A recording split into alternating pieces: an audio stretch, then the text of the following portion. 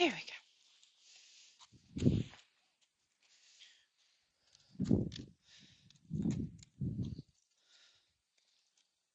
Okay.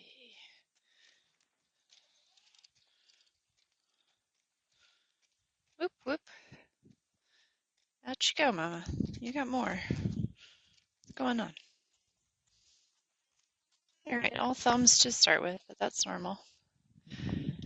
Hello. This is Tali. I think I've heard anything before.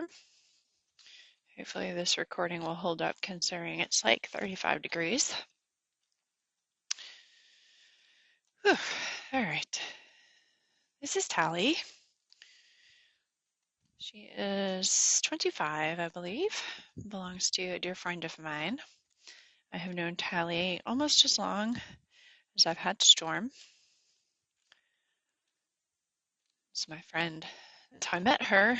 My friend started boarding at the barn where we were, and then she boarded with me for a little while when we moved years ago, and then she had her in Florida with our trainer for a while before she came back to Maryland permanently due to her evacuations.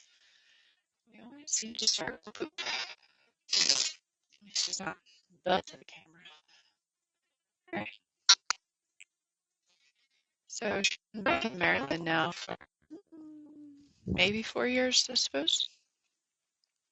And I think I have actually been working with her once a week for probably 3 of those years, maybe. And she is a huge testament to the power of the work and how much they can change through the work despite their age. So Tali, a little bit like B, is gated. She's a Kentucky Mountain gated horse. And she's a little loosey-goosey in the joints. And just like a hypermobile person, they end up depending on muscles to balance and organize their body rather than using their skeleton.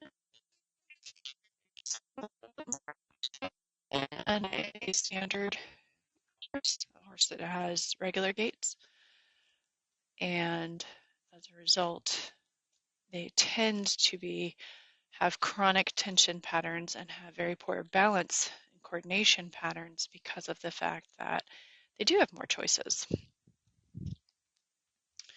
It's a lot like hypermobile people who end up with joint problems and things like that because their joints are loose. Me being one of them.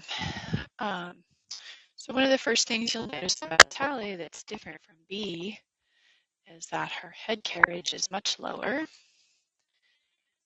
and that she is willing to put down. And this is a change that Tali has only made in the last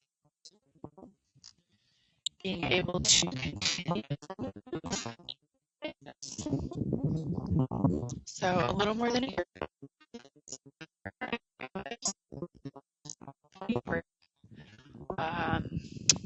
We got a little too vigorous with Tali's work, and she worked 3 out of 5 days, so she had 1 day off in between 3 days of work. One of those days was a lesson in which Gray rode her. And then in addition to that, the weather also decided to change, and so we went from kind of standard summer heat down to 60s, upper 50s. And I know that she and Belle, her pasture mate for at the time,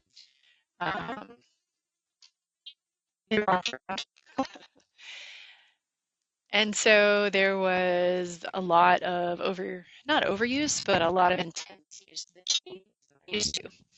And as a result, she strained her ligament in her right leg. So she is wrapped about 90% of the time when she gets worked. But through her rehab, which has been very slow to protect that leg, she has made some massive changes.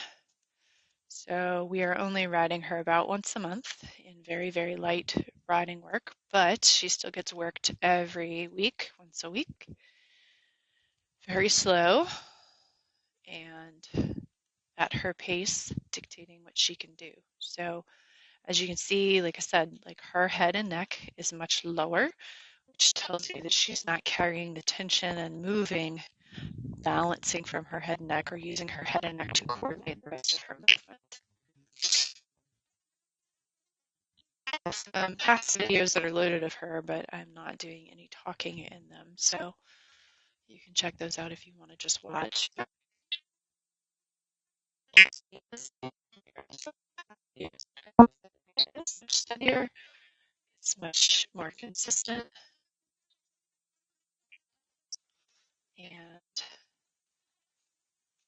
again, her head position is just so much better, indicating that she's releasing a lot of the tension that she's carried through her neck and down into her back in order to stabilize her body.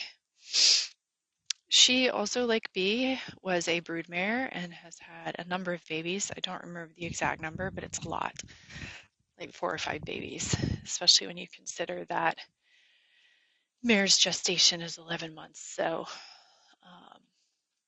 that's a lot of time for her to be carrying babies in a body that was not stabilized well to begin with. So then she was basically turned into a riding horse, and it's taken us a long time to build up her strength. And we've learned a lot in the last 16, 15 years that we've been working together with our trainer mostly. And the intensity of the work has varied. As she just explored, we are working on making sure that we're doing the right level of work to keep her body moving in a better direction than not. Horses are designed to move so much in their normal lives in the wild. So a pasture is kind of the equivalent of being a couch potato. And the less space they have to move around, the poorer their posture and coordination is, and the more detrimental it is to their bodies. They are very much movement-based beings.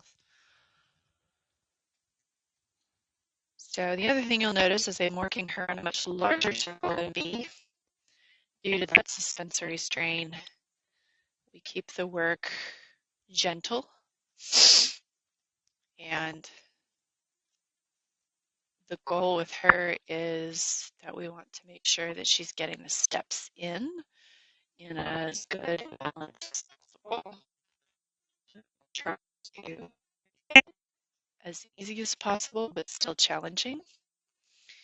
B, in a way, is a little bit more fit than Tali was, even though she's very much out of balance. And in the last video I did this week of B, you'll notice I do actually expand the circle at one point to help give her some more support so that she can have an easier time. So the larger the circle and or the straighter the lines, the easier it is on their body. But there's also a point where if it isn't challenging enough, then it's not going to be encouraging the correct movement and encouraging them to find the correct balance. So nice lick and chew. That's the second one so far. Let's see. We're about 10 minutes in, I suppose. It's too cold with properly timing today, so we're just. I can see my watch through my sleeves, so at least I got that going for me today.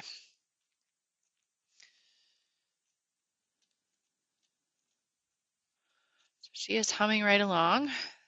This is her easier direction we start with to get her good and warmed up and get her focusing on the balance.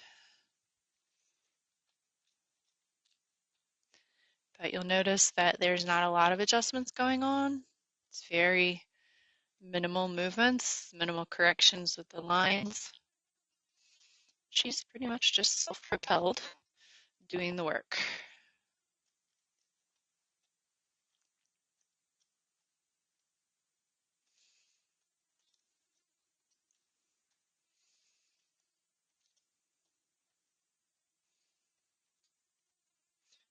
breath. It's always nice to hear. And we have a dog visitor. Hey, hey, hey, gentle. Hi. Nice to see you. Hello. You need to not interrupt us, though. Go on.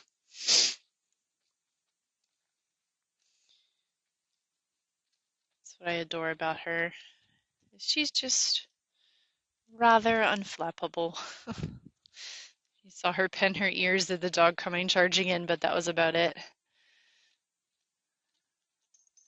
Nice head shake. It's a nice little release of muscles. Let it go. And a lick and chew. Perfect.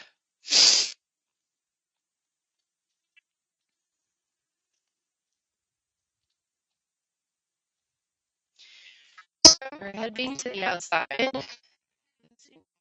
of her finding the alignment with her pelvis. So in order for her to be aligned in her spine, she has to turn her head to the outside, which is information that tells you that she has chronically organized around her neck and her front end, rather than her core and her spine being in alignment.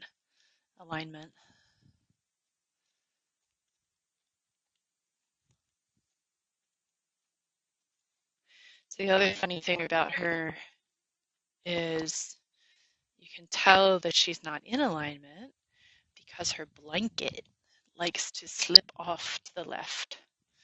So when she wears her blanket, it is chronically always hanging lower on the left side of her body, which tells you that's the low side.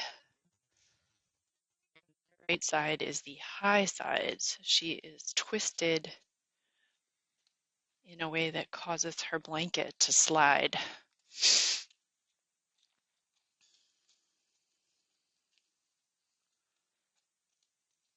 And when she works, you can see that come through. I don't think people pay attention to those kinds of little signals very often. The same will be true if your horse's saddle slips to one side continually. It means that there is a misalignment in their body that's causing the tack not to sit evenly, and that can be exacerbated by your body position. So if you are not making sure you're countering that misalignment, then you will be sliding off to one side with the tack. And so it's important to make sure you're sitting in the center of the horse's body, even if that isn't, quote, visually aligned in the middle. Excuse me. There's another lick and chew. Lots of nice changes today. Lots of nice processing. So we're getting close to about time to change direction. I'm pretty sensitive to the timing because if she works too long to the left, then the right gets much harder for her. This work is deceptively challenging. It doesn't look like anything, but if you'd like to experiment with it, go walk on a balance beam for 40 minutes. And tell me how hard that was. Itchy foreleg. There's no bugs right now at 35 degrees. So that is kind of a sign that she's loosening some things up. We see that a lot with horses, that as they begin to shift the use of their front legs and reduce the load and strain on the front legs by engaging their hind legs better and having better coordination, that they will want to itch their front legs. And sometimes it can be multiple times in a ride over and over again as the sensations that are changing in their body make them aware of it. We don't know if it's pins and needles or just different sensation or what, but that's a very normal response. Hey, come back. Tell me what time it is, watch. All right. Let's go just a little bit more. Oh, we're all talking this morning. A little hello to some horses. I think the farm owner moved some horses around, and so they're talking a little bit since they're not together with their buddies. Sometimes horses who are not with those horses will answer. Her friend is way back out there in the field. That's the field that she goes in out there past the end of the arena. Sometimes her friend comes and watches while we work.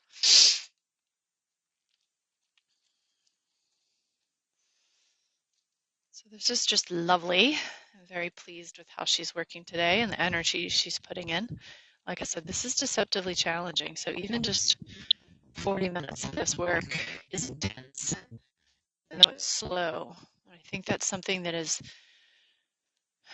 culturally, or as humans, we think that the only way that you could be working hard is if you're really working up a sweat, or you're going fast, or late. And that's actually kind of the opposite of true. Frequently, when you're going fast, you're using momentum rather than actual coordination and balance. And going slow challenges the coordination and balance a lot more than quick work does. All right, let's turn around here. Let me come back around. A little more space on the other side. She does this much more smoothly than B does. She's only done it a few hundred times. 100, she's probably 1,000 now. Maybe not 1,000. Worked once a week on this for 3 years. It's at least 150. Good job. There you go. All right, so that doesn't.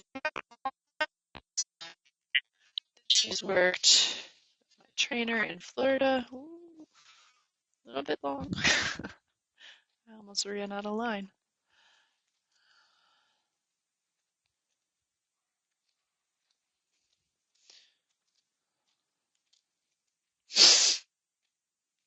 There we go. All right, so you can immediately notice she's slower. You can immediately notice that she is not as consistent in her step size or her rhythm.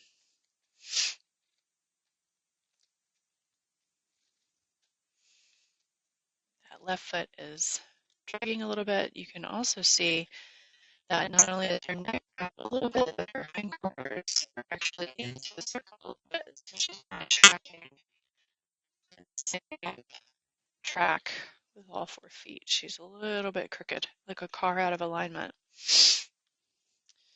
And this is what she needs to be able to align her spine. It's hard work, I know. We'll only do a few laps and then I'll open this up a little bit, okay? So the stopping is her telling me this is very hard. But this is also a major improvement over what she was able to do even 2 weeks ago. So I'm thrilled that she's even able to move on a circle at all. With this right hind to the right.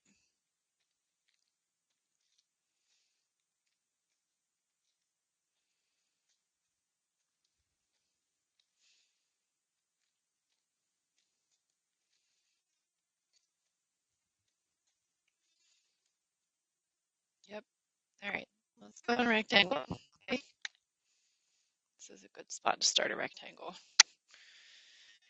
And I won't necessarily complain because it's cold out here, so I get to walk when we do rectangles. So putting her on a rectangle opens it up and allows her to be able to take a straight line. And circle, as I mentioned, is more challenging than straight lines are. So she gets a straight line, and then we go around a corner. Yep, that's the four-wheeler. I think it's dead. Right there. So we take the corner, and then we go down the side of the fence. And I have to be careful because my legs are so long if I don't stop. I run her into the fence. Hopefully this will be enough space. And hopefully I won't lose my mic. Guess we'll find out. It's not beeping at me, but who knows.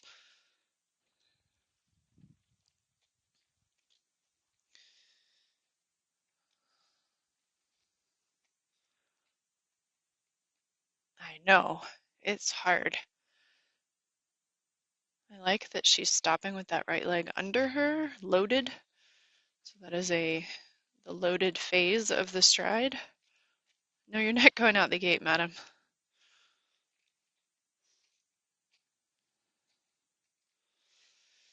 But you'll also notice that to the right, I have to do a lot more work. Oh, another hello. So I'm working the lines more. I'm making a lot more adjustments, corrections. I love how low her head is, even if she's really crooked. Hopefully the camera can still process her being this close. I've got jumps set up on the other side of the arena, so it's going to be hard to utilize the bigger space if we need it.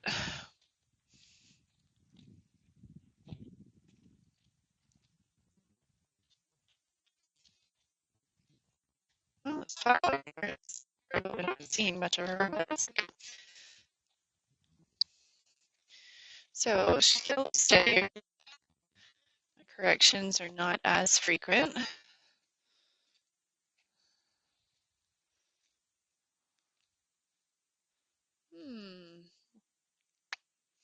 A little bit of that foot/leg locking up, and a little bit of like she wasn't sure where to put it, which is interesting because as things change, they start to not know where to put their feet anymore.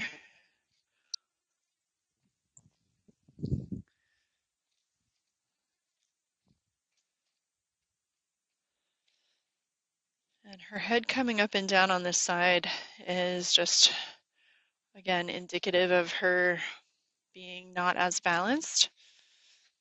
And the sort of nose rooting is her trying to release things and reorganize, but it's difficult. We have a bunch of dog visitors. Hopefully nobody bothers us. They look like they're all pretty well entertained with themselves, so that's good.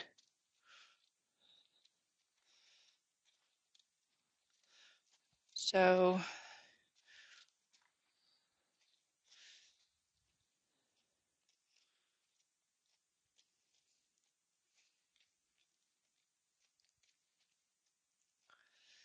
just keeping an eye on the dogs and making sure we don't have any conversations.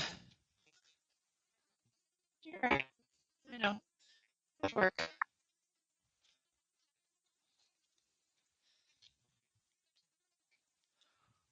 She's getting a bit steadier here, which is good. Her rhythm is getting a little bit more consistent, even if she's still stopping periodically.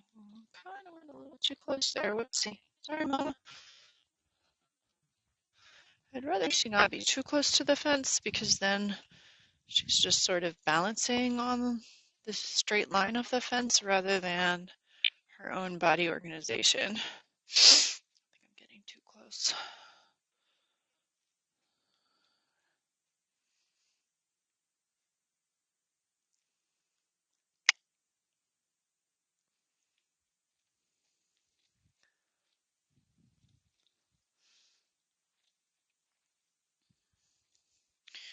We also worked on Friday, and it is only Wednesday, so that's a little bit close for her. I try to keep it closer to a full week, but it is what it is.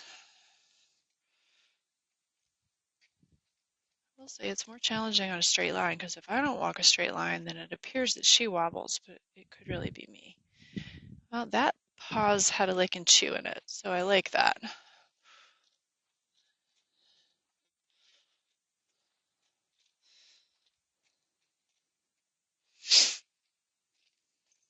And a nice head shake. Good job, Mama. There we go.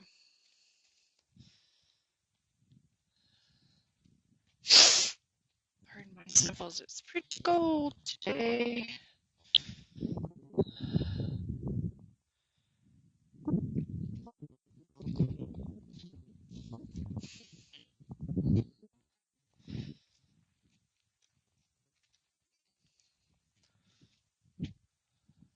All right, this time let's try not to run into the fence, huh? That would be my bad still. Still a little far.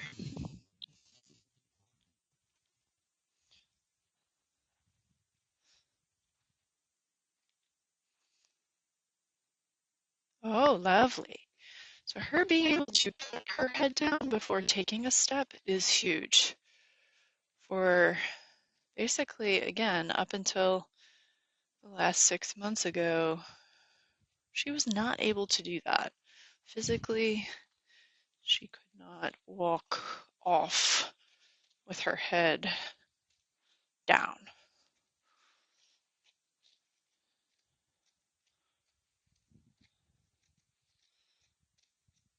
So that's a really big change for her.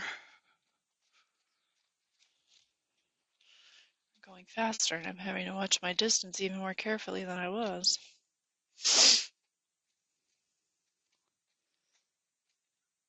I know, you're doing good. It's hard. I'm sorry we're not able to use the whole arena, dear.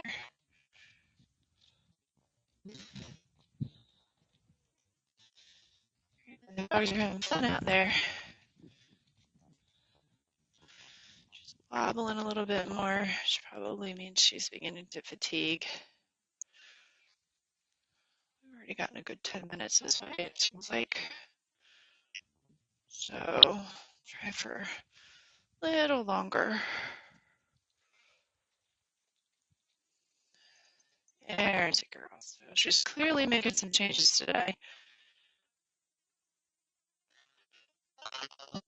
And a sigh. Sighs are always good with a lick and chew. Very nice.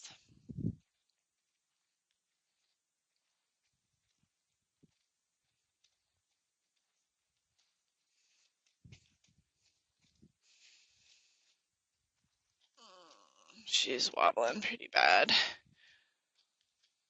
So she tends to fall into the inside when she starts to get really tired.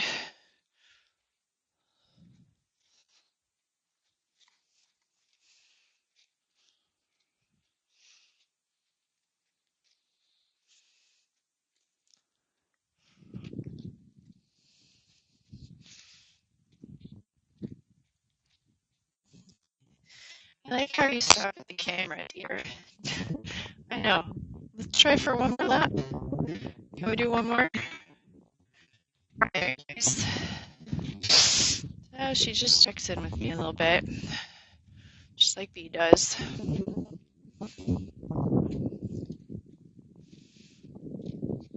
This work is so delicate because you have to make sure you're not going to injury, but yet you're working hard enough that you're able to make some progress. And that's tricky. It's tricky with people.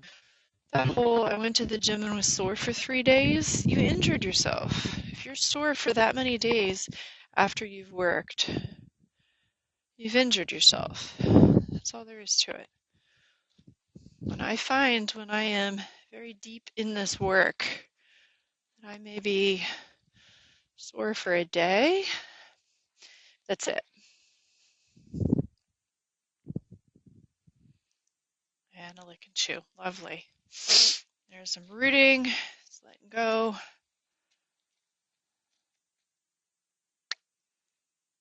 There's a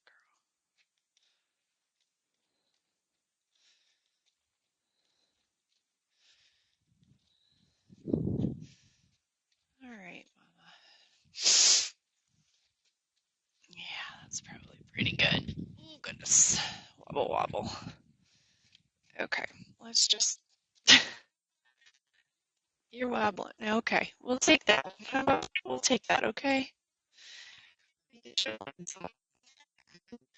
That's great, sweetheart. Alrighty. Alrighty. Good job. Such a good job.